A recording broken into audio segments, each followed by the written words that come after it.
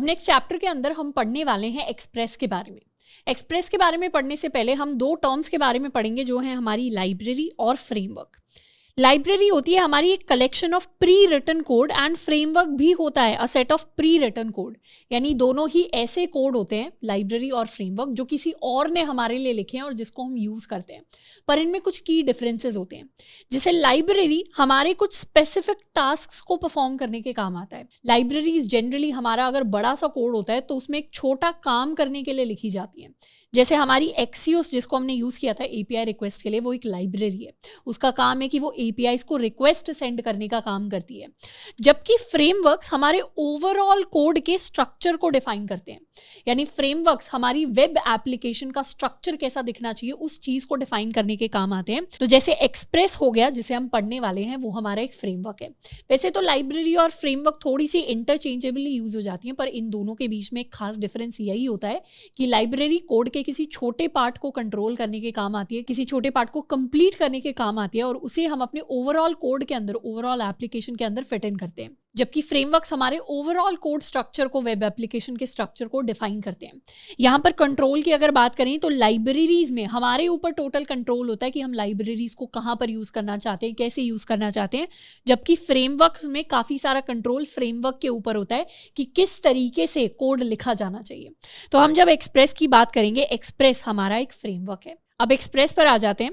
Express हमारा एक Node.js web application framework है जो हमें हेल्प करता है टू मेक वेब एप्लीकेशन, यानी जो हम सर्वर साइड की बात करते हैं वो सर्वर साइड का कोड लिखने के लिए हमें Express.js हेल्प करता है। जैसे हम अपनी रिक्वेस्ट रिस्पॉन्स साइकिल की बात करें तो एक तरफ हम पहले होते थे क्लाइंट यानी हमारा जो फ्रंट एंड होता है, और एक साइड होती थी हमारी सर्वर की साइड, यानी जिसे हम अपना बैकएंड कहते थे। क्लाइंट क्या करता है, सर्वर को एक रिक्वेस्ट भेजता है और उस रिक्वेस्ट के बेसिस पर सर्वर क्लाइंट को एक रिस्पॉन्स देता है। तो अभी तक हमने जो कोड लिखा है वो इस साइड का यानी फ्रंट एंड कोड लिखा है जिसका काम होता है रिक्वेस्ट भेजना और रिस्पॉन्स को एक्सेप्ट करना। अब हम सर्वर साइड यानी बैकएंड वाला कोड लिखेंगे जो रिक्वेस्ट एक्सेप्ट करेगा और रिक्वेस्ट के हिसाब से किसी रिस्पॉन्स को वापस भेजेगा। और एक्सप्रेस का यही काम होता है कि वो हमें उस सर्वर साइड की वेब एप्लीकेशंस को बनाने में हेल्प करता है। वैसे तो एक्सप्रेस के 4 मेजर यूजेस हैं जिसके लिए हम एक्सप्रेस को यूज करेंगे। इनमें से सबसे पहला है कि ये लिसन करता है फॉर इनकमिंग रिक्वेस्ट, यानी इनकमिंग जितनी भी रिक्वेस्ट आ रही है, चाहे वो पोस्ट रिक्वेस्ट है, गेट रिक्वेस्ट है, किसी भी तरीके की रिक्वेस्ट है, उसके लिए वो लिसन करता है, यानी सुनता है कि रिक्वेस्ट कब आएगी। दूसरा काम हमारे Express.js का होता है कि वो पार्स करता है इन रिक्वेस्ट को। मतलब जरूरी नहीं है कि रिक्वेस्ट में किस तरीके का डेटा आएगा, पर एक्सप्रेस उस डेटा को Node.js यानी जावास्क्रिप्ट के हिसाब से पार्स करता है। तीसरा काम होता है एक्सप्रेस का to match response with routes. अब ये राउट्स क्या होते हैं? जनरली जब हम वेबसाइट्स को यूज़ करते हैं तो कभी कभार लेट्स सपोज अगर हमने लिखा है google.com तो इस लिंक के बाद हम लिख देते हैं /search या /help, या इस तरीके से कई वेबसाइट पे /home होता है। इस तरीके से स्लैश के बाद वाला जो भी नाम लिखा होता है इसे हम राउट कहते हैं प्रोग्रामिंग में। यानी राउट्स यानी जो अलग अलग रास्ते हैं जिन पर हम रिक्वेस्ट भेज सकते हैं। तो रिक्वेस्ट एग्जैक्टली आई कहाँ पर है, कौन से पाथ पर आई है, उस पाथ को रिक्वेस्ट के साथ मैच करने का काम भी करता है एक्सप्रेस। एंड इसके साथ साथ किस तरीके से सूटेबल रिस्पॉन्स सेंड किया जा सकता है वो काम भी करता है। तो एक्सप्रेस को हम इन 4 कामों के लिए यूज करेंगे। एक है to listen for incoming request, दूसरा उस रिक्वेस्ट को पास करना, उसे सूटेबल राउट के साथ मैच करना एंड उस रिक्वेस्ट के हिसाब से एक सूटेबल रिस्पॉन्स को सेंड करना। तो बेसिकली एक्सप्रेस हमें हेल्प करता है हमारी सर्वर साइड प्रोग्रामिंग के लिए। तो अब शुरुआत करते हैं कि एक्सप्रेस को हम यूज कैसे कर सकते हैं। अब ये जो एक्सप्रेस है ये है तो हमारा फ्रेमवर्क, पर ये कहाँ एग्जिस्ट करता है? एक्सप्रेस एक्चुअली npm के अंदर हमारा एक पैकेज होता है जिसे हम npm से इंस्टॉल कर सकते हैं और इस पैकेज के अंदर हमारे डिफरेंट टूल्स एंड यूटिलिटीज होती हैं जिनका काम होता है हमारी सर्वर साइड प्रोग्रामिंग में हेल्प करना। अब नेक्स्ट हम बात करने वाले हैं कि कैसे हम एक्सप्रेस के साथ शुरुआत कर सकते हैं, यानी कैसे हम अपनी वेब एपीआईज क्रिएट कर सकते हैं यूजिंग एक्सप्रेस। उसके लिए सबसे पहले हमने एक एक्सप्रेस डायरेक्टरी नाम की डायरेक्टरी बनाई है, यानी एक फोल्डर बनाया है सिस्टम के अंदर एंड साथ के साथ हमने VS कोड के अंदर इसी फोल्डर को खोल लिया है। अभी ये जो डायरेक्टरी है ये कंप्लीटली खाली है, तो इसके अंदर हम सबसे पहले तो अपने npm init करेंगे, यानी अपनी package.json को इनिशियलाइज करेंगे एंड उसके बाद हम एक्सप्रेस को इंस्टॉल करने वाले हैं। तो सबसे पहले यहाँ पर कर लेते हैं npm init करेंगे तो पैकेज नाम एक्सप्रेस डायरेक्टरी आएगा, वर्जन वगैरह सब कुछ यही आएगा और ऑथर के अंदर हम अपना नाम लिख सकते हैं एंड इस तरीके से इनिशियलाइज हो गई है हमारी डायरेक्टरी। यहाँ पर जाकर देखेंगे तो हमारे पास package.json आ गया है। अब इसके साथ हम npm की वेबसाइट पर जा सकते हैं और यहाँ पर जब हम सर्च करेंगे फॉर एक्सप्रेस तो हमारे पास आ जाएगा एक्सप्रेस का ये पेज। इस पेज पर जाकर इंस्टॉलेशन की डिटेल्स देखें तो हम सिंपली लिख सकते हैं npm इंस्टॉल एक्सप्रेस, तो हमारा एक्सप्रेस हमारे लिए इंस्टॉल हो जाएगा। npm इंस्टॉल एक्सप्रेस एंटर करेंगे तो अब package.json अपडेट हो गया है। डिपेंडेंसीज में हमारे पास एक्सप्रेस आ गई है, हमारे पास काफ़ी सारे नोड मॉड्यूल्स आ गए जो इसके अंदर सब डिपेंडेंसी सब कुछ इंस्टॉल हो गया है। अब इसके साथ साथ हम एक फाइल बना लेते हैं index.js के नाम से। तो हमारी index.js फाइल आ गई और इसके अंदर हम एक्सप्रेस को यूज़ करके अपना कोड लिखेंगे। तो बेसिकली ये जो index.js फाइल है एक तरीके से हमारे सर्वर की तरह एक्ट करने वाली है। अब कैसे एक्ट करेगी उसका कोड हम धीरे धीरे देखने वाले हैं। हम अपने npm के पेज पर जाएंगे और यहाँ पर हम चाहें तो ये डॉक्यूमेंटेशन डॉक्स एंड कम्युनिटी के अंदर जाकर डॉक्यूमेंटेशन वाला पेज खोल सकते हैं जहाँ हमें डिटेल्स मिलेगी कि एक्सप्रेस को यूज़ कैसे करना है।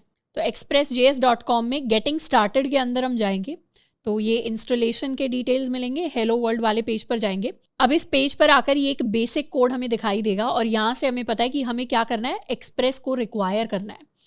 तो सबसे पहले सेम चीज़ कर लेते हैं। हम लिख सकते हैं const express is equal to require और रिक्वायर के अंदर हम एक्सप्रेस को कर लेंगे रिक्वायर। अब ये जो एक्सप्रेस हमने रिक्वायर किया है ये एक्चुअली हमारा एक फंक्शन है जिसे हम एग्जीक्यूट करते हैं। यानी एक्सप्रेस फंक्शन को जब हम एग्जीक्यूट करेंगे इस तरीके से तो ये हमें कुछ वैल्यू रिटर्न करेगा और उस वैल्यू को जनरली हम एक वेरिएबल के अंदर स्टोर कराते हैं जिसका नाम होने वाला है ऐप। हम चाहें तो इस वेरिएबल को कुछ और भी नाम दे सकते हैं पर जनरली जब भी बाय कन्वेंशन हम एक्सप्रेस को एग्जीक्यूट करके जो भी ये फंक्शन रिटर्न करता है उसे ऐप नाम के वेरिएबल के अंदर स्टोर कराएंगे। अब ये जो ऐप है यही हमें हमारा सर्वर साइड वाली ऐप क्रिएट करने में हेल्प करेगा। यानी जो हमारी सर्वर साइड वाली वेब एप्लीकेशन होगी उसे हम इसी ऐप के थ्रू बना रहे होंगे और ये जो ऐप है एक्चुअली एक ऑब्जेक्ट है। हम क्या कर सकते हैं, सबसे पहले हम इस ऑब्जेक्ट को प्रिंट करवा सकते हैं console.dir करके हम अपनी ऐप को प्रिंट करवा सकते हैं। तो इसे कर लेते हैं क्लियर एंड नोड index.js। तो ये क्या हुआ, ऐप हमारे लिए प्रिंट हो गई एंड इसके काफ़ी सारे मेथड्स एंड काफ़ी सारी प्रॉपर्टीज़ हमारे पास आ गई। तो यहाँ पर app.route है जिसे हम यूज़ कर सकते हैं, app.use को यूज़ कर सकते हैं, app.params जिसे हम यूज़ करेंगे, पाथ को हम यूज़ कर सकते हैं। इसके अलावा कई सारी डिफरेंट चीज़ें हैं जिनको हम यूज़ करने वाले हैं। तो ऐप के अंदर सबसे फेमस चीज़ यानी सबसे ज़्यादा यूज़ होने वाला हमारा एक मेथड होता है। अब app.listen हमारा एक ऐसा फंक्शन होता है जो इनकमिंग रिक्वेस्ट के लिए लिसन करता रहता है। तो जब हमने बात की थी कि एक्सप्रेस का काम क्या होता है तो उसमें से सबसे पहला काम था कि एक्सप्रेस हमें हेल्प करता है to listen for incoming request, कि वो सुनता है बैठकर कि इनकमिंग रिक्वेस्ट API रिक्वेस्ट कब आएगी। तो उसके लिए हम लिख सकते हैं app.listen फंक्शन एंड इस लिसन फंक्शन के 2 आर्ग्यूमेंट्स हैं जो ये लेता है। इसमें से सबसे पहला होता है हमारा पोर्ट। तो उसके लिए हम एक पोर्ट डिफाइन करना पड़ता है, लेट पोर्ट इक्वल टू, हम इसे रख सकते हैं 3000। अब पोर्ट का मतलब क्या होता है, सबसे पहला जो हमारा पैरामीटर आएगा app.listen में वो होगा हमारा पोर्ट।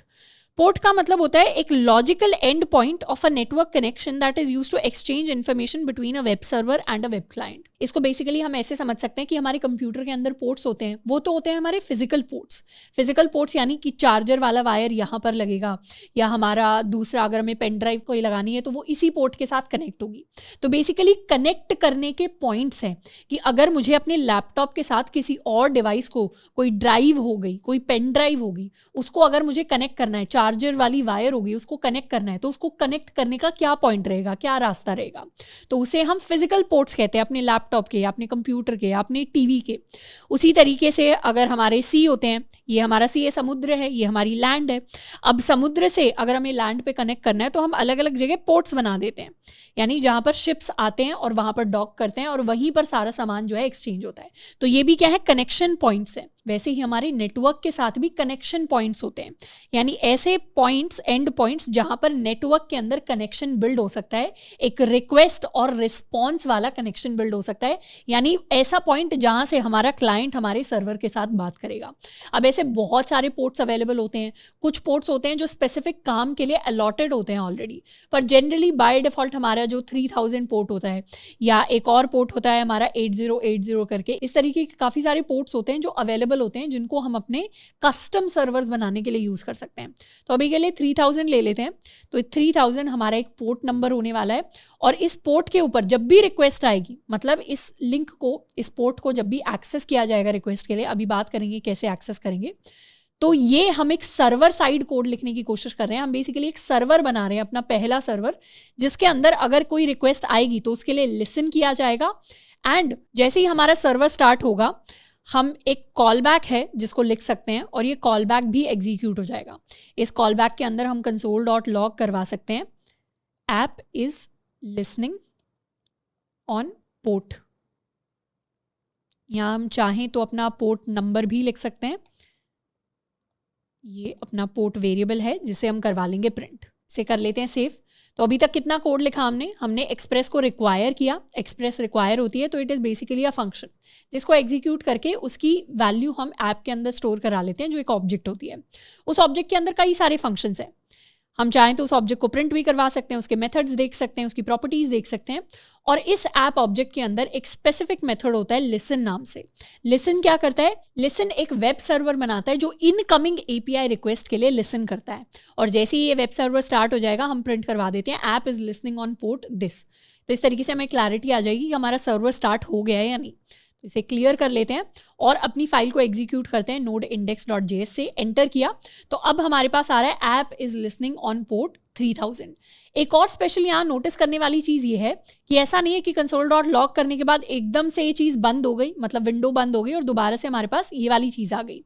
यानी एक तरीके से एक प्रोसेस शुरू हो गया है कॉन्टिन्यूसली। यहाँ पर क्या है, एक हमारा सर्वर शुरू हो गया है और वो सर्वर कॉन्स्टेंटली रिक्वेस्ट के लिए लिसन कर रहा है। वो सर्वर रुक नहीं रहा है, वो लिसन करे जा रहा है। इसीलिए ये जो प्रोसेस है ये खत्म नहीं हुआ। हमारा सर्वर एक बार स्टार्ट हो गया तो उसे स्टॉप करना पड़ेगा हमें एक्सप्लिसिटली जाके।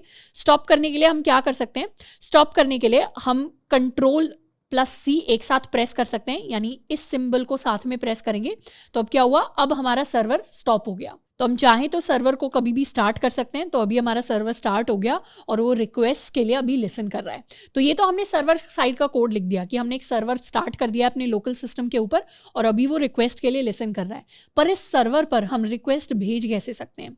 इस सर्वर पर रिक्वेस्ट भेजने के लिए हम किसी भी विंडो के अंदर जा सकते हैं और उस विंडो के अंदर हम लिख सकते हैं लोकल होस्ट :3000।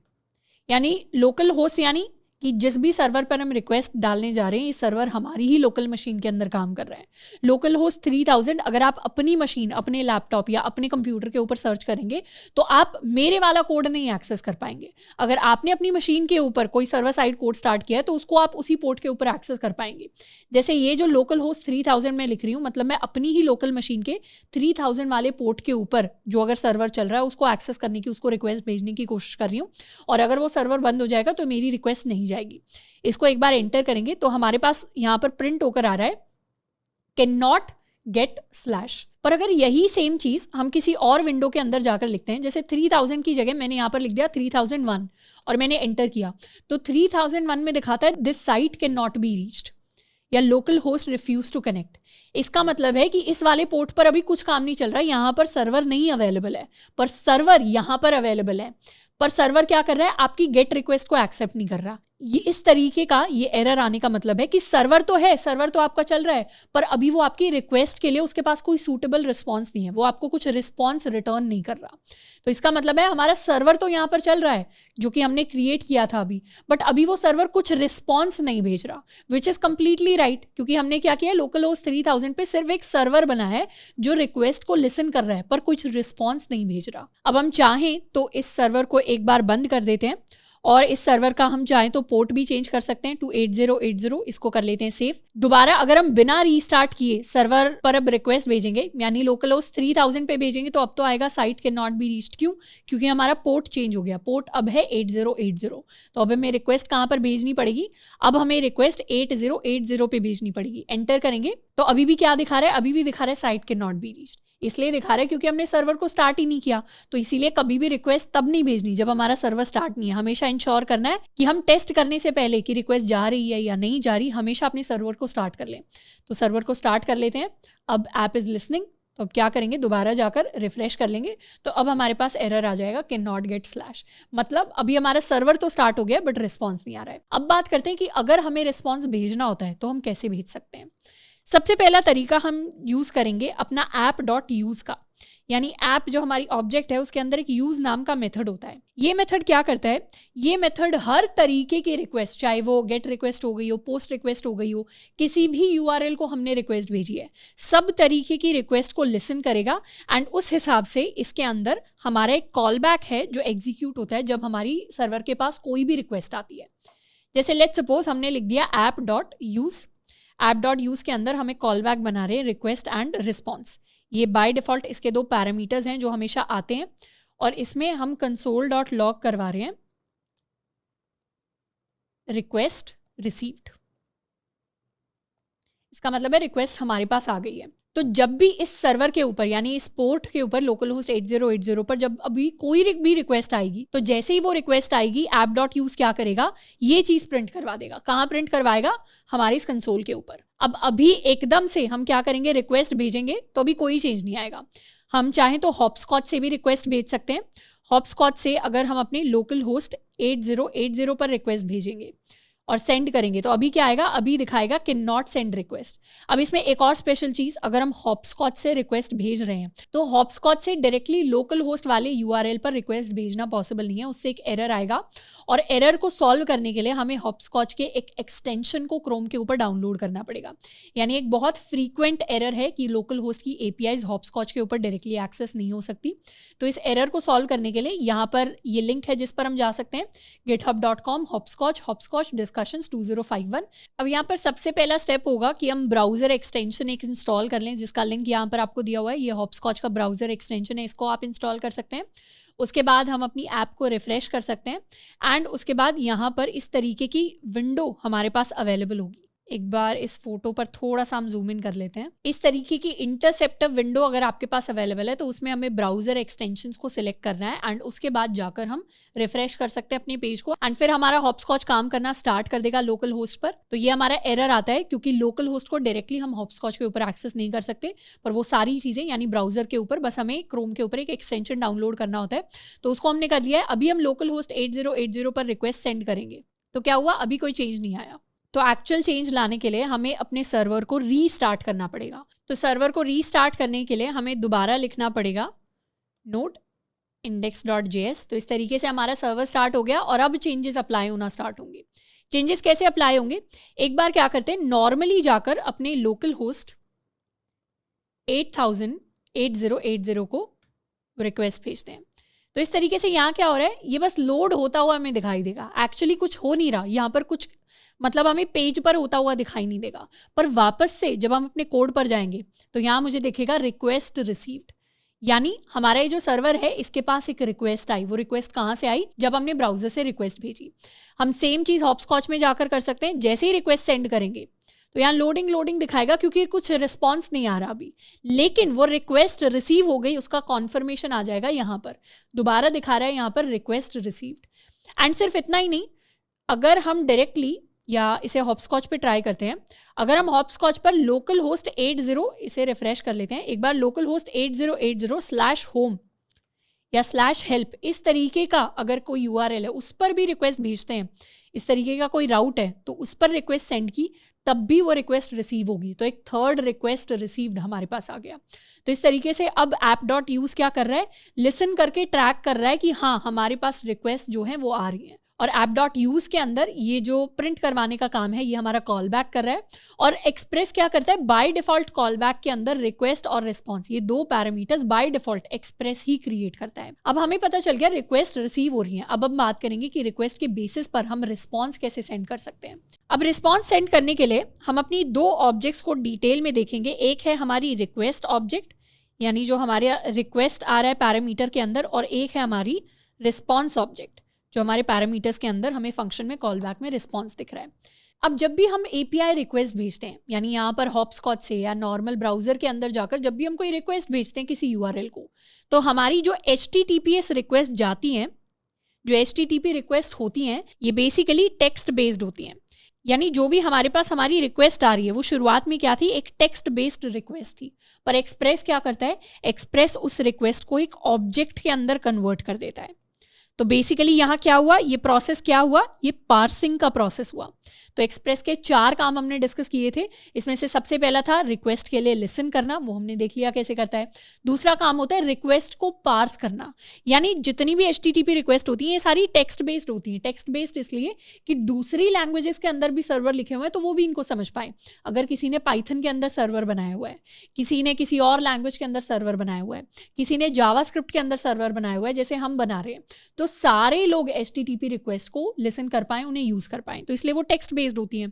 पर एक्सप्रेस क्या करता है, इस टेक्स्ट बेस्ड रिक्वेस्ट को हमारी इस रिक्वेस्ट ऑब्जेक्ट के अंदर कन्वर्ट कर देता है जो जावास्क्रिप्ट समझ पाता है। तो इसीलिए जब हम यहाँ पर प्रिंट करवाएंगे console.log, अगर हम अपनी रिक्वेस्ट प्रिंट करवाते हैं, यहाँ पर सर्वर को दोबारा से हम रीस्टार्ट कर लेते हैं, जैसे ही अब हॉपस्कॉच से रिक्वेस्ट भेजेंगे तो यहाँ पर एक रिक्वेस्ट ऑब्जेक्ट हमारे पास प्रिंट होकर आएगी, और इस ऑब्जेक्ट के अंदर बहुत सारे मेथड्स और बहुत सारी प्रॉपर्टीज होती हैं। आप चाहें तो स्क्रॉल करके देख सकते हैं, काफ़ी सारे मेथड्स और काफ़ी सारी प्रॉपर्टीज़ हमें देखने को मिलेंगी, और इन प्रॉपर्टीज़ को हम यूज़ भी करेंगे, काफ़ी सारी यूजफुल प्रॉपर्टीज़ होती हैं। अब ये तो हो गया रिक्वेस्ट के बारे में, पर हम अपने रिस्पॉन्स को सेंड करने के लिए अपनी इस रिस्पॉन्स ऑब्जेक्ट को यूज़ करते हैं। एक बार आ जाते हैं अपने एक्सप्रेस के डॉक्यूमेंटेशन पर। इस डॉक्यूमेंट में जब हम API रेफरेंस में जाएंगे, यहाँ पे हम एक्सप्रेस के बारे में पढ़ सकते हैं, एप्लीकेशन के बारे में, रिक्वेस्ट के बारे में, रिस्पॉन्स के बारे में, राउटर के बारे में। हमें क्या करना है, रिस्पॉन्स को सेंड करना है, तो हम इस रिस्पॉन्स पर आ जाते हैं। एक्सप्रेस के अंदर रिस्पॉन्सेस को सेंड करने के लिए एक मेथड होता है response.send। अब response.send sends the HTTP response, यानी HTTP रिस्पॉन्स को सेंड करेगा, और ये काफ़ी वर्सेटाइल मेथड है जो मल्टीपल तरीके के रिस्पॉन्सेस को सेंड कर सकता है। यानी अगर हमें रिस्पॉन्स में सिर्फ एक स्ट्रिंग भेजनी है तो वो हम भेज सकते हैं, अगर हमें रिस्पॉन्स में एक एरे भेजना है तो वो हम भेज सकते हैं, अगर हमें कुछ बूलियन भेजना है वो हम भेज सकते हैं, अगर हम चाहते हैं रिस्पॉन्स में हमें एक ऑब्जेक्ट भेजनी है तो वो हम भेज सकते हैं। तो बाय डिफॉल्ट एक्सप्रेस क्या करेगा, उस रिस्पॉन्स को एक जेसन रिप्रेजेंटेशन के अंदर चेंज कर देगा। हम चाहें तो रिस्पॉन्स के अंदर एक स्ट्रिंग के अंदर डाल के HTML का कोड भी भेज सकते हैं। तो अलग अलग टाइप्स के रिस्पॉन्स हम भेज सकते हैं। इन रिस्पॉन्सेज को भेजने के लिए हम क्या कर सकते हैं, जहां पर भी हमारी रिक्वेस्ट आ रही है, जहां पर हम डिटेक्ट कर रहे हैं कि हाँ हमारे पास रिक्वेस्ट आ गई, इतने पार्ट को कॉमेंट आउट कर देते हैं, वहां पर हम लिख सकते हैं response.send, यानी हमारी जो रिस्पॉन्स ऑब्जेक्ट है उसके अंदर जो सेंड मेथड है उसको यूज कर सकते हैं कि रिस्पॉन्स में हम क्या भेजना चाहते हैं। लेट्स सपोज हम कोई स्ट्रिंग भेजना चाहते हैं, this is a basic response, string के अंदर कुछ टेक्स्ट लिखा हुआ है, this is a basic response, इस तरीके का। तो एक बार सर्वर को बंद करते हैं, क्लियर करते हैं, एंड इसे हम कर सकते हैं रीस्टार्ट। तो हमारा सर्वर दोबारा रीस्टार्ट हो गया। अब जैसे ही हमारा सर्वर स्टार्ट हो गया, हम क्या कर सकते हैं, अपने एक नॉर्मल वेब पेज पर जाकर सर्च कर सकते हैं अपने लोकल होस्ट 8080 के लिए। यहाँ सर्च करेंगे तो हमारे पास अब आ गया एक text, this is a basic response. Same चीज़ हम हॉपस्कॉच से कर सकते हैं, URL के अंदर हम लिख सकते हैं लोकल होस्ट 8080 एंड हम सेंड करें अपनी रिक्वेस्ट, तो हमारे पास ये HTML के अंदर एक रिस्पॉन्स आ गया, this is a basic response. और हेडर्स के अंदर एक्स्ट्रा डिटेल्स आई हैं, जैसे कंटेंट की लेंथ हमारे पास आ गई, कंटेंट का टाइप हमारे पास आ चुका है, एंड इस तरीके से हमारे पास एक बेसिक रिस्पॉन्स जो है वो रिटर्न होकर आ गया है। हम चाहें तो इस रिस्पॉन्स के अंदर हम अपनी कोई ऑब्जेक्ट भी भेज सकते हैं। लेट्स सपोज हम एक ऑब्जेक्ट भेजते हैं, इस तरीके से हम ऑब्जेक्ट क्रिएट कर लेंगे। हम कोई एक फ्रूट है जिसकी इन्फॉर्मेशन भेज रहे हैं, फ्रूट हमारा है एप्पल, एंड इसका कलर की हम इन्फॉर्मेशन भेज सकते हैं कि कलर है हमारा रेड, एंड इसको कर लेते हैं सेव। तो इस तरीके से क्या हुआ, इतने पार्ट को हटा लेते हैं। तो इस बार रिस्पॉन्स में क्या जाएगी, रिस्पॉन्स में एक ऑब्जेक्ट जाएगी, और अभी तो हमने क्या किया, जावास्क्रिप्ट की ऑब्जेक्ट बनाई है, पर एक्सप्रेस क्या करेगा, इस जावास्क्रिप्ट की ऑब्जेक्ट को कन्वर्ट कर देगा जेसन रिप्रेजेंटेशन में। तो सर्वर को हम दोबारा से बंद करके इसे रीस्टार्ट कर लेते हैं। अब क्या करेंगे, वापस से रिफ्रेश करेंगे, तो इस बार रिस्पॉन्स में हमारे पास क्या आई, ये ऑब्जेक्ट आई। हॉपस्कॉच से भी देखेंगे, सेंड करेंगे तो रिस्पॉन्स में हमारे पास ये ऑब्जेक्ट आ रही है।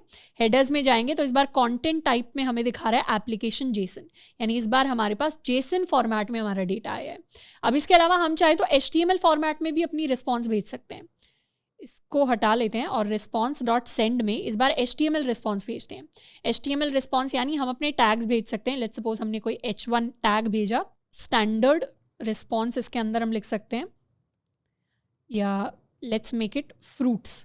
फ्रूट्स के अंदर हमने H1 लिख दिया और साथ के साथ हमने अनऑर्डर्ड लिस्ट एक बना दी, जिसमें एक लिस्ट आइटम हमने क्रिएट कर दिया जिसके अंदर एप्पल लिखा हुआ है, और एक और लिस्ट आइटम क्रिएट कर देते हैं जिसके अंदर हम ऑरेंज लिख रहे हैं। इनफैक्ट इस पूरे के लिए हम एक कोड बना सकते हैं, let code is equal to, एक वेरिएबल बना लेते हैं कोड, जिसके अंदर ये पूरा का पूरा HTML कोड वाली हमारी जो स्ट्रिंग है इसे हम सेव कर सकते हैं एंड फिर रिस्पॉन्स में सेंड कर देंगे हम अपना कोड।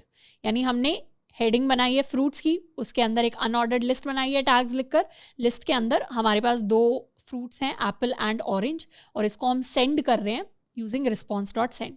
डायरेक्टली भी सेंड कर सकते हैं, ऐसे भी सेंड कर सकते हैं। तो इसको सेव कर लेते हैं और अपने सर्वर को हम रीस्टार्ट करते हैं। सर्वर रीस्टार्ट हो गया। अब अपने पेज से हम रिक्वेस्ट भेजेंगे, रिक्वेस्ट सेंड कर दी तो हमारे पास एक HTML पेज आ गया जिसके अंदर फ्रूट्स है हमारी हेडिंग, और एक अनऑर्डर्ड लिस्ट है एप्पल एंड ऑरेंज की। यहाँ पे हमारे पास आ भी गया कि रिक्वेस्ट वाज रिसीव्ड। सेम चीज़ हम ऑप्सकॉच से ट्राई कर सकते हैं, रिक्वेस्ट सेंड की तो हमारे पास HTML रिस्पॉन्स आया है यहाँ पर, वही सेम स्ट्रिंग। हेडर्स के अंदर भी कॉन्टेंट टाइप देखेंगे तो इट वॉज text/HTML। तो इस तरीके से रिस्पॉन्स डॉट सेंड, इस फंक्शन को हम यूज़ करते हैं to send a response from our server. अब नेक्स्ट हम बात करने वाले हैं राउटिंग के बारे में कि राउटिंग एग्जैक्टली होती क्या है। हमने कई बार कोड के अंदर देखा होगा कि हमारे पास वेबसाइट्स के ऊपर मल्टीपल राउट्स होते हैं। मल्टीपल राउट्स कहने का मतलब होता है कि जैसे अगर हम अमेजॉन की वेबसाइट का एग्जाम्पल लें, amazon.in पर एक बार हम जाकर देखते हैं तो यहाँ पर लेट्स सपोज अगर हम मोबाइल्स के ऊपर सर्च करते हैं, मोबाइल्स पे क्लिक करेंगे तो अभी यहाँ पर क्या दिख रहा है, यहाँ पर दिख रहा है www.amazon.in/mobilephones। अगर हम इलेक्ट्रॉनिक्स पर जाते हैं तो अब हमें URL के अंदर दिखेगा /electronics। इस तरीके से अगर हम कंप्यूटर्स के ऊपर जाते हैं तो यहाँ हमें दिखेगा /computers and accessories। तो इस तरीके से वेबसाइट्स के ऊपर ज़रूरी नहीं है कि एक ही लिंक है जिसके ऊपर सारी चीज़ें अवेलेबल होंगी। जनरली वेबसाइट जो हमारी बड़ी वेबसाइट्स होती हैं उनके ऊपर अलग अलग तरीके की चीज़ें अलग अलग राउट्स के ऊपर अवेलेबल होती हैं, यानी अलग अलग पेजेस के ऊपर अवेलेबल होती हैं। जैसे अगर हमें होम पेज पर जाना है तो सिर्फ अगर हम / लिखते हैं तो इसका मतलब जनरली होता है हमारा होम पेज, या फिर अगर हम /home लिखते हैं तो वो हमारा /home होता है। अगर हमें कुछ सर्च करना है तो उसके लिए हम /search कर सकते हैं। जैसे यहाँ पर अगर हम NPM पर जाएं तो NPM में पैकेजेस के बाद /express है तो हम एक्सप्रेस वाले पैकेज पर चले जाएंगे। इसकी जगह लेट्स सपोज अगर हम किसी और पैकेज पर जाना चाहते हैं, जैसे हम फिगलेट पर जाना चाहते हैं तो एंटर करेंगे तो /figlet क्या है, /figlet हमारा एक अलग राउट है जो हमें कहीं और ले जाएगा। यानी इस वाले राउट पर जो हमने रिक्वेस्ट भेजी अपने ब्राउजर से तो उसने हमें कुछ और रिस्पॉन्स दिया, उसने हमें एक अलग वेब पेज दिया एज अ रिस्पॉन्स, और एक्सप्रेस वाले राउट ने हमें एक अलग रिस्पॉन्स दिया एज अ वेब पेज। तो जनरली बड़ी वेबसाइट्स के ऊपर हमारे पास डिफरेंट राउट्स होते हैं जिन पर हम रिक्वेस्ट भेज सकते हैं। तो राउटिंग क्या होती है, routing is the process of selecting path for traffic in a network or between or across multiple networks। यानी नेटवर्क के ऊपर जब भी हम रिक्वेस्ट भेज रहे हैं तो हम कौन से पाथ पर रिक्वेस्ट भेज रहे हैं। ये /search क्या है, हमारा एक पाथ है, / क्या है, एक पाथ है, /home क्या है, एक पाथ है, /help क्या है, एक पाथ है। तो एक अलग पाथ पर हम रिक्वेस्ट भेजते हैं तो हमारे पास जनरली अलग रिस्पॉन्सेज आते हैं। तो अलग अलग पाथ के हिसाब से, अलग अलग राउट्स के हिसाब से हम अलग अलग रिस्पॉन्सेज कैसे भेज सकते हैं। अभी तो क्या है, अभी हम app. यूज़ कर रहे हैं, तो जब हम app. यूज़ करते हैं और उसके अंदर रिस्पॉन्स भेजते हैं तो ये रिस्पॉन्स हम किसी भी राउट के ऊपर रिक्वेस्ट भेजें, सबके लिए एक ही रिस्पॉन्स हमारे पास आएगा। जैसे लेट्स सपोज हमने कोड ऑलरेडी लिखा हुआ है, अगर हम यहाँ जाते हैं लोकल होस्ट 8080 पर, हम सिंपली इस लिंक पर गए, हमने रिक्वेस्ट भेजी तो हमारे पास ये रिस्पॉन्स आया। अगर हम /fruits करते हैं तो भी हमारे पास सेम रिस्पॉन्स आएगा। अगर हम /help करते हैं तो भी हमारे पास सेम रिस्पॉन्स आएगा। उसी तरीके से हॉपस्कॉच से करते हैं, अगर हम /help कर देते हैं, यहाँ पर सेंड करेंगे तो भी हमारे पास सेम रिस्पॉन्स आएगा। अगर हम सर्च करेंगे तो भी हमारे पास सेम रिस्पॉन्स आएगा। पर जनरली ऐसा नहीं होता, जनरली अलग अलग राउट्स के हिसाब से हम अलग अलग रिस्पॉन्सेज को सेंड कर रहे होते हैं। अब अलग अलग राउट्स के हिसाब से अलग अलग रिस्पॉन्सेज भेजने के लिए हम ऐप के दूसरे मेथड्स को यूज़ कर सकते हैं। जैसे अगर हम एक्सप्रेस की डॉक्यूमेंटेशन पर जाएंगे तो यहाँ एप्लीकेशन के अंडर हमें काफ़ी सारे मेथड्स दिखेंगे, जिसमें से हमारा ये app.get मेथड है। ये मेथड किसी भी राउट के ऊपर अगर गेट रिक्वेस्ट आती है तो उसका रिस्पॉन्स देने के लिए काम आता है। उसके अलावा हमारा app.post मेथड होता है, app.put मेथड होता है। तो हम शुरुआत करने वाले हैं अपने app.get मेथड के साथ। तो app.get मेथड के अंदर हमारे पास 2 आर्ग्यूमेंट्स होते हैं। सबसे पहला आर्ग्यूमेंट है हमारा पाथ आर्ग्यूमेंट। पाथ क्या करता है, हमारे लिए हमारा पाथ डिफाइन करता है, यानी कौन से पाथ पर, कौन से राउट पर हमारी रिक्वेस्ट आने वाली है। तो जैसे बाय डिफॉल्ट जो रूट पाथ होता है वो होता है / की सारी रिक्वेस्ट शुरुआत में / पर आती है। जैसे अगर हम netflix.com पर जाएंगे तो तो ये है मेरी netflix.com की साइट, और वहीं पर अगर हमने टाइप किया netflix.com/, तो वो भी सेम मतलब है, मतलब स्लैश हमें एक्सप्लिसिटली ज़रूरी नहीं हमेशा दिखाई दे लास्ट में, बट स्लैश हमारा डिफ़ॉल्ट पाथ ही होता है। एंड सेकंड जो आर्ग्यूमेंट होगा हमारे app.get के अंदर, वो होता है हमारा कॉल बैक, यानी जैसे ही रिक्वेस्ट आ गई, रिक्वेस्ट रिसीव हुई इस पाथ के ऊपर, वैसे ही अब क्या एग्जीक्यूट होना चाहिए, वो सारे के सारे काम इस कॉल बैक के अंदर लिखे होते हैं। तो एक बार लिखते हैं। app.use का काम होता है कि सारी की सारी रिक्वेस्ट को लिसन करता है, पर हम app.use को क्या करेंगे, हटा देंगे और हम app.get को यूज करेंगे। अब साथ के साथ रिस्पॉन्स के बारे में एक और स्पेशल चीज कि एक बार में हम एक ही रिस्पॉन्स भेज सकते हैं। ऐसा नहीं है कि एक सेम पाथ के ऊपर एक रिक्वेस्ट आई और उसके 2 रिस्पॉन्स चले गए।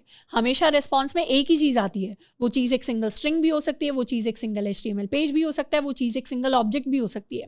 इसीलिए app.use भी एक रिक्वेस्ट के लिए रिस्पॉन्स भेजे और app.get भी एक रिक्वेस्ट के लिए रिस्पॉन्स भेजे, वो चीज पॉसिबल नहीं है। हाँ, अलग अलग पाथ्स के लिए अलग अलग रिस्पॉन्सेज भेज सकते हैं, पर सेम पाथ के लिए अलग अलग रिस्पॉन्सेज नहीं भेज सकते। सेम पाथ के लिए एक ही रिस्पॉन्स सेंड होता है।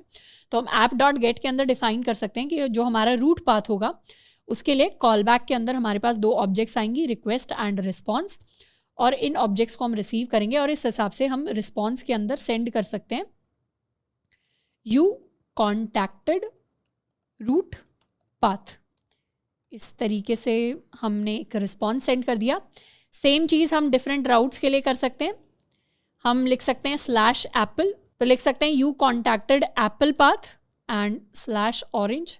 वैसे इन एप्पल एंड ऑरेंज लिखने का कोई लॉजिक नहीं है, हम चाहें तो यहाँ पर ज़्यादा लॉजिकल चीज़ें लिख सकते हैं जैसे /search या /help या /home, बट ये बेसिकली एक तरीका है दिखाने का।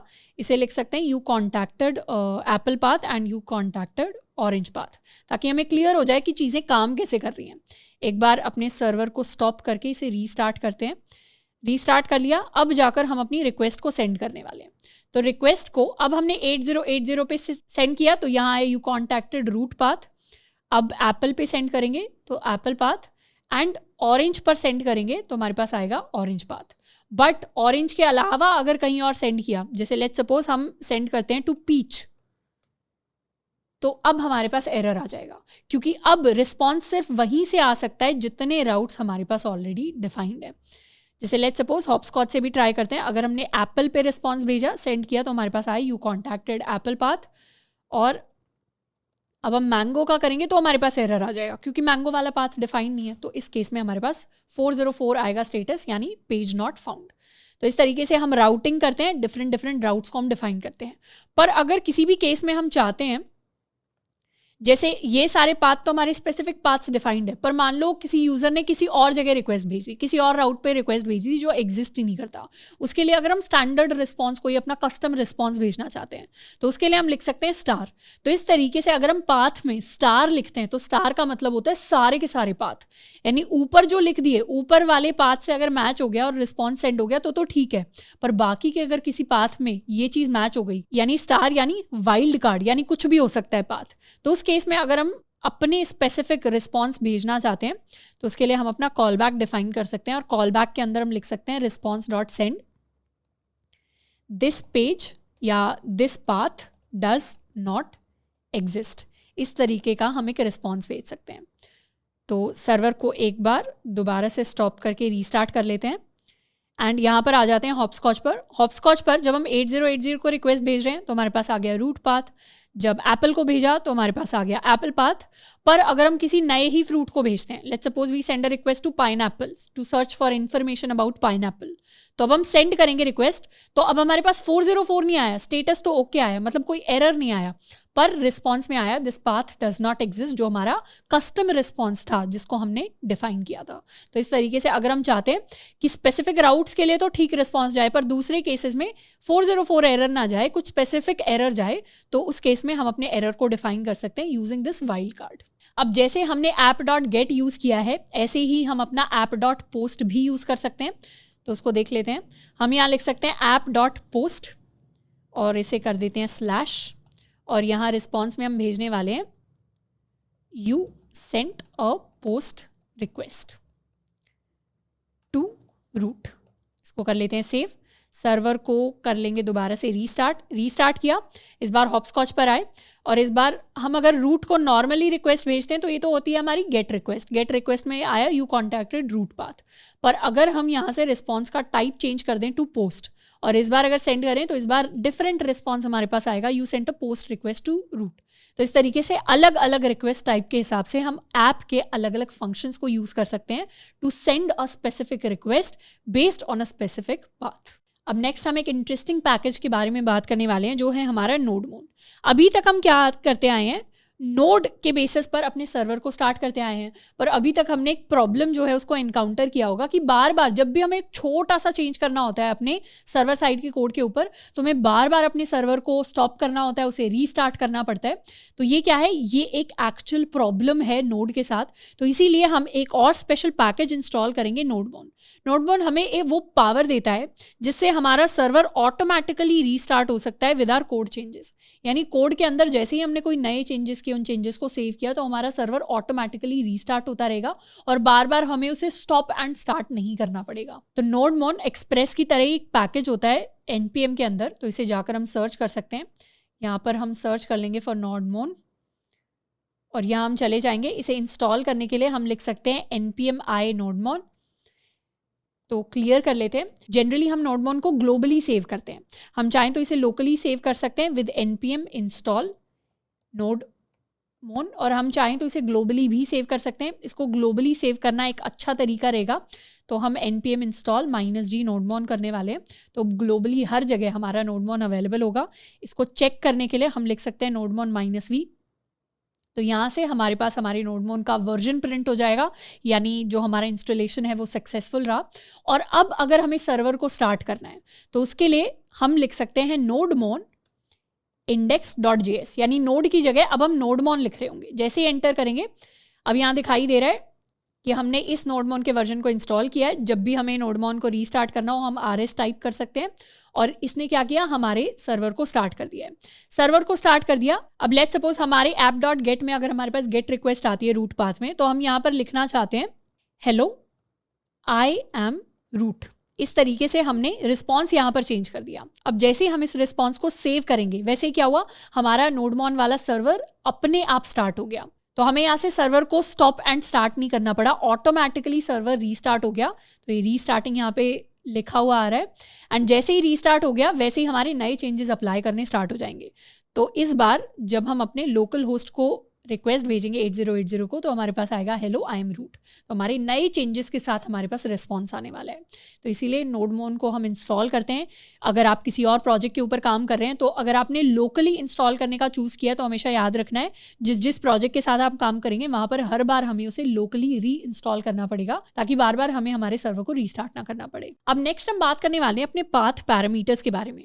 सबसे पहले बात करते हैं पाथ पैरामीटर्स एग्जैक्टली होते क्या है। जैसे हम अगर जाकर इंस्टाग्राम के लिए सर्च करें, let's search for Instagram and Instagram के ऊपर कई सारे हमारे अकाउंट्स होंगे। तो इंस्टाग्राम के ऊपर अगर हमें फेसबुक का अकाउंट देखना है तो उसके लिए हम जा सकते हैं इस पेज के ऊपर। तो ये इंस्टाग्राम के ऊपर हमारा फेसबुक का अकाउंट आ जाता है। अब इस अकाउंट के ऊपर अगर हम URL को ढंग से ऑब्जर्व करें तो द लिंक इज instagram.com/facebook। ऐसे ही जाकर अगर हम फेसबुक की जगह let's suppose we type apple, तो यहाँ क्या होगा, यहाँ एप्पल का अकाउंट खुल जाएगा। अब अगर इस एप्पल की जगह if I type my name which is my username Shraddha Khapra, तो यहाँ क्या होगा, यहाँ श्रद्धा खापरा का अकाउंट खुल जाएगा। और यहाँ जाकर इफ़ आई टाइप माइक्रोसॉफ्ट, तो यहाँ क्या होगा, माइक्रोसॉफ्ट का अकाउंट खुल जाएगा। अब इंस्टाग्राम के ऊपर तो करोड़ों अकाउंट्स अवेलेबल है, करोड़ों यूज़र नेम अवेलेबल है। तो इसका क्या ये मतलब है कि हमारी जो सर्वर वाली फाइल है उसके ऊपर बहुत सारे इस तरीके से पाथ्स लिखे हुए हैं। तो इसका ये मतलब बिल्कुल भी नहीं है, क्योंकि करोड़ों पाथ्स किसी डेवलपर ने बैठ के एक सिंगल फाइल के ऊपर नहीं लिखे। ऐसे केसेस में क्या होता है, ऐसे केसेस में यहाँ पर जहाँ पर ये माइक्रोसॉफ्ट आया है या जहाँ पर एप्पल आया है, फेसबुक आया है, तो जनरली हम अपने पाथ के साथ कुछ वेरिएबल वैल्यू सेंड कर सकते हैं जिनको हम पाथ पैरामीटर्स कहते हैं। ये वेरिएबल क्या करता है, ये वेरिएबल चेंज होता रहता है। यानी जो हमारा यूजर नेम है, कोई हो सकता है आप अपने यूजर नेम से इंस्टाग्राम को रिक्वेस्ट भेजें, मैं अपने यूजर नेम से इंस्टाग्राम को रिक्वेस्ट भेजूं, माइक्रोसॉफ्ट अपने यूजर नेम से इंस्टाग्राम को रिक्वेस्ट भेजे, तो इंस्टाग्राम के ऊपर उस रिक्वेस्ट में कई सारी डिफरेंट चीजें आ सकती हैं। तो इंस्टाग्राम क्या करता है, यहाँ पर स्लैश के बाद जो भी आएगा उसे एज अ वेरिएबल ट्रीट करता है। तो जब भी हम वेरिएबल्स को यूज करते हैं तो उन्हें हम यूज करते हैं in the form of path parameters. तो हम अपने पाथ पैरामीटर्स डिफाइन कैसे करते हैं सर्वर के अंदर, उसके लिए हम आ जाते हैं यहाँ पर और अपने बाकी सारे लिंक्स को एक बार के लिए हम हटा लेते हैं। तो एक तो है हमारा नॉर्मल स्लैश लिंक जिसमें हम कह रहे हैं हाय आई एम रूट, एंड दूसरा हम एक लिंक डिफाइन करेंगे जिसमें हम कोई वेरिएबल सेंड करते हैं।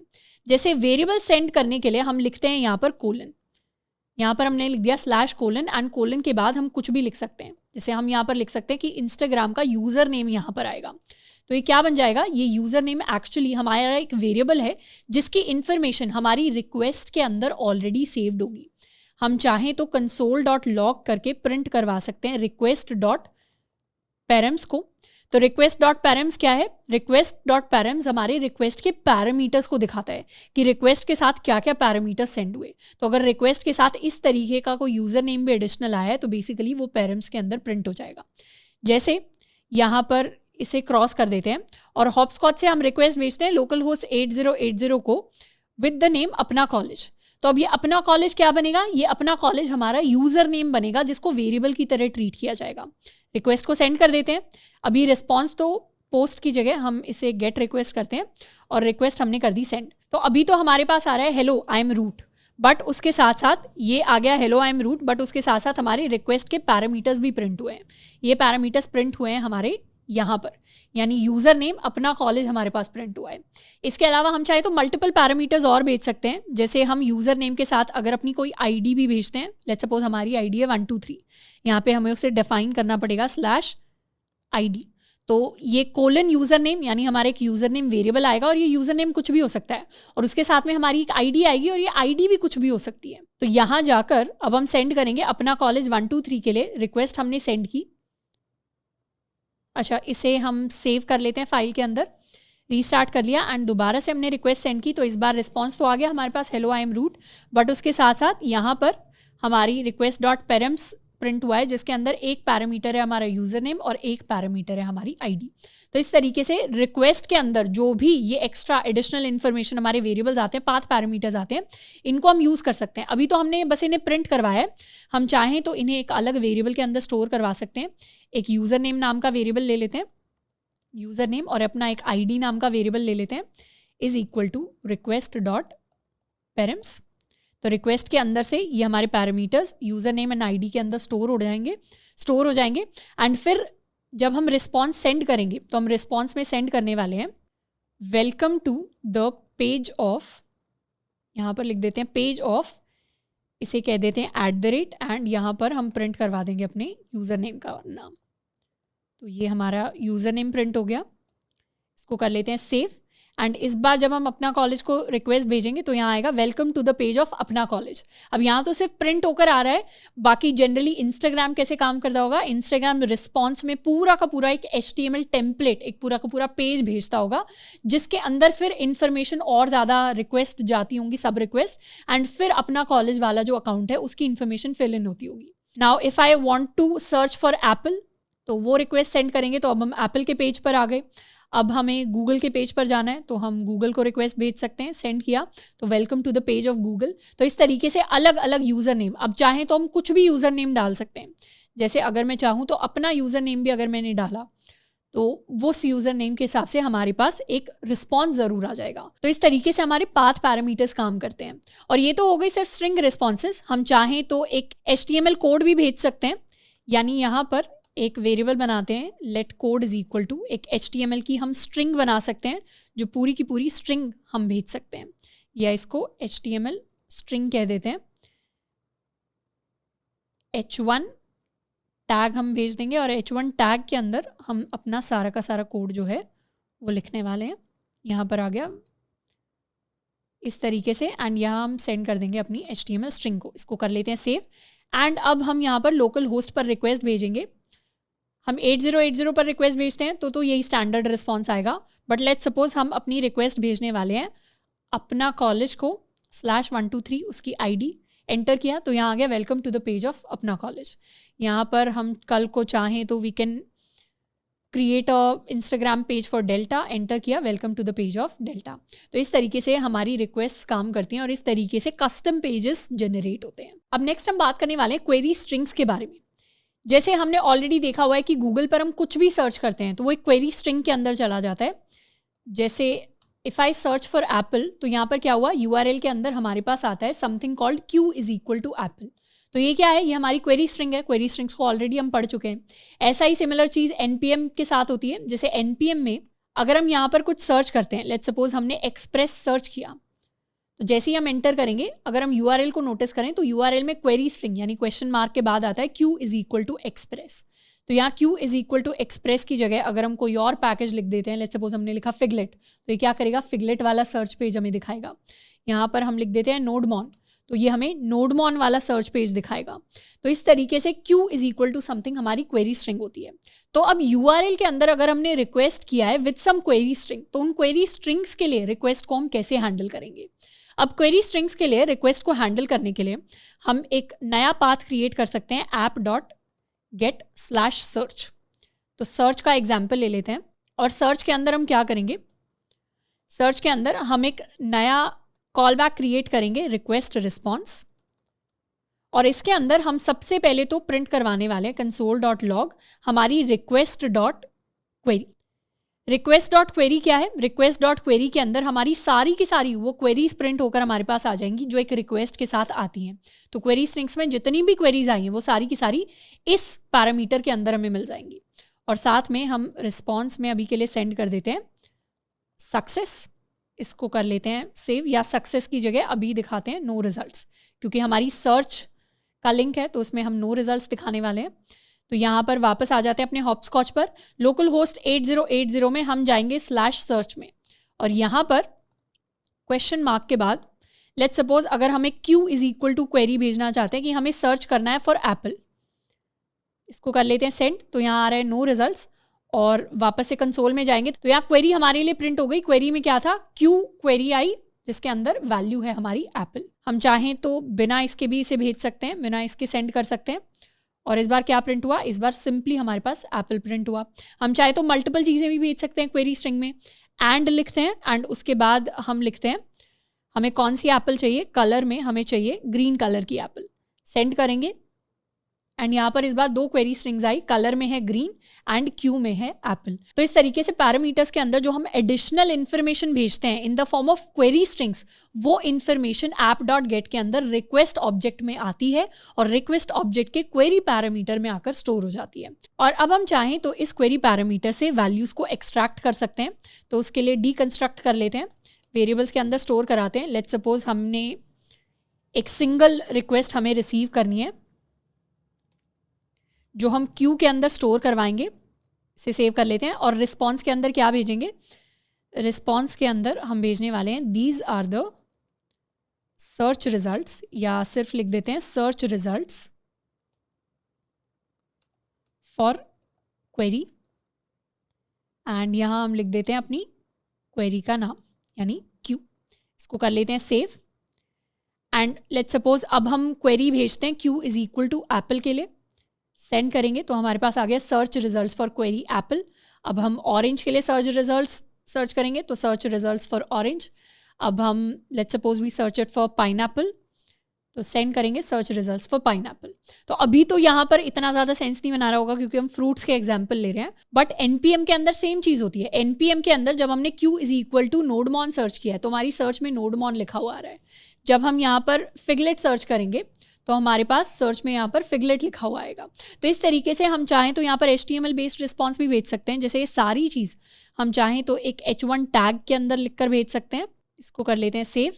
एंड अब अगर हम लोकल होस्ट पर रिक्वेस्ट भेजेंगे विद /सर्च एंड इसके अंदर हम Q इज इक्वल टू, अगर हम एप्पल भेजते हैं तो यहाँ आएगा सर्च रिजल्ट्स फॉर एप्पल, अगर हम ऑरेंज भेजते हैं तो यहाँ आएगा सर्च रिजल्ट फॉर ऑरेंज। तो इस तरीके से अगर हमारी URL के साथ हमें अलग अलग क्वेरी स्ट्रिंग्स मिलते हैं तो उसके बेसिस पर हम भी अपना एक कस्टमाइज्ड रिस्पॉन्स भेज सकते हैं फ्रॉम आवर सर्वर। और लेट्स सपोज अगर हमारे पास कोई ऐसा केस आता है जिसमें क्वेरी एग्जिस्ट नहीं करती, जिसमें सर्च के बाद किसी ने कोई क्वेरी नहीं भेजी, तो यहाँ पर हम चेक कर सकते हैं इफ क्वेरी डजंट एग्जिस्ट यानी नॉट ऑफ क्वेरी।